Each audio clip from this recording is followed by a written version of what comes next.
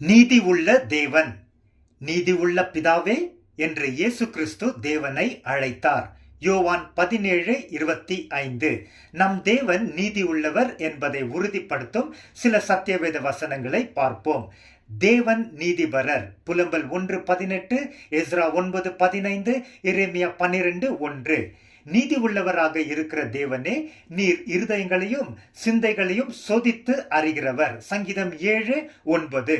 தேவன் நீதி உள்ளவர், நீதியின் மேல் பிரியப்படுவார். சங்கீதம் 11:7. கர்த்தர் கிருபையும் நீதியும் மனவுருக்கம் உள்ளவர். சங்கீதம் 116:5. தேவன் தமது வழிகளெல்லாம் நீதி உள்ளவரும் தமது செயல்களில் எல்லாம் கிருபை உள்ளவருமாக இருக்கிறார். சங்கீதம் 145:17. தேவன் தாம் செய்து வருகிற தமது செயல்களில் எல்லாம் நீதி உள்ளவர். தானியேல் 9:14. தேவன் நீதி உள்ள நியாயாதிபதியாகிய கர்த்தர். சங்கீதம் 7:11.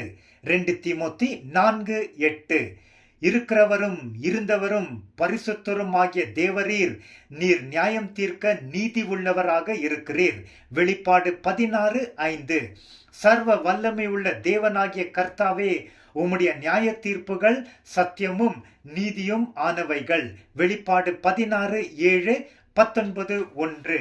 தேவனே நீதி உள்ளவர், துன்மார்க்கர்கள் உடைய கயிற்றுகளை அவர் அறுத்தார். சங்கீதம் 129:4. தேவனே நீர் நீதிபரர், உமது நியாய தீர்ப்புகள் செம்மையானவைகள். சங்கீதம் 119, 137. இயேசு கிறிஸ்து நீதிபரராக இருப்பதை உறுதிப்படுத்தும் வசனங்களை கவனிப்போம். பிதா அறிவித்தார், என் தாசனாகிய நீதிபரர் தம்மை பற்றும் அறிவினால் அநேகரை நீதிமான்கள் ஆக்குவார், அவர்களுடைய அக்கிரமங்களை தாமே சுமந்து கொள்வார். ஏசாயா 53:11.